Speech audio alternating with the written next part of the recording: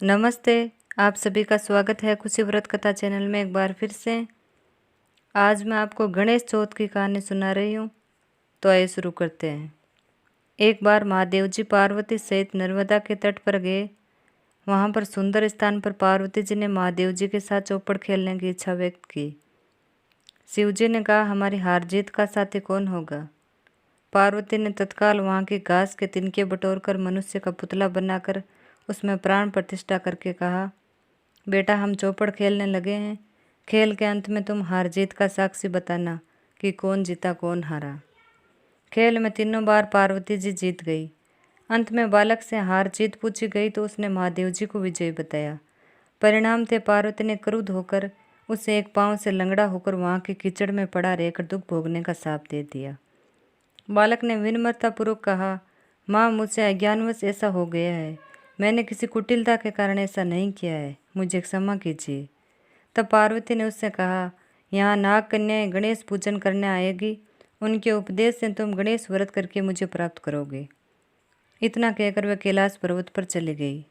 1 वर्ष बाद वहाँ श्रावण में नाग कन्याएं गणेश पूजन के लिए आई।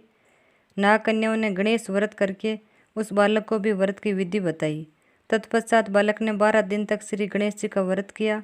गणेश जी ने उसे दर्शन देकर कहा, मैं तुम्हारे व्रत से प्रसन्न हूँ, मनवांछित वर मांगो। बालक बोला, भगवान मेरे पाँव में इतनी शक्ति दो कि मैं कैलाश पर्वत और अपने माता पिता के पास पहुँच सकूँ और वे मुझ पर प्रसन्न हो जाए। गणेश जी तथास्तु कहकर अंतर्ध्यान हो गए। बालक भगवान शिव के चरणों में पहुँच गया। शिव जी ने उससे वहाँ तक पहुँचने के साधन के बारे में पूछा। बालक ने सारी कथा शिव जी को सुना दी। उसी दिन से अप्रसन्न होकर पार्वती जी शिव जी से भी विमुख हो गई थी।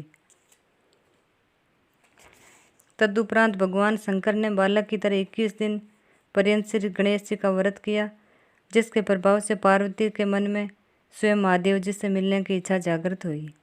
वे शीघ्र कैलाश पर्वत पर पहुंची। वहां पहुंचकर पार्वती जी ने शिव जी से पूछा कि आपके पास भागी भागी आ गई हूँ। शिव जी ने गणेश व्रत का इतिहास उसे कह डाला। तब पार्वती ने अपने पुत्र कार्तिकेय से मिलने की इच्छा से 21 दिन पर्यंत 21 की संख्या में दुर्वा पुष्प तथा लड्डुओं से गणेश जी का पूजन किया। 21वें दिन कार्तिकेय स्वयं श्री पार्वती जी से आ मिले। उन्होंने भी माँ के मुख से इस व्रत का महात्म्य सुनकर व्रत किया।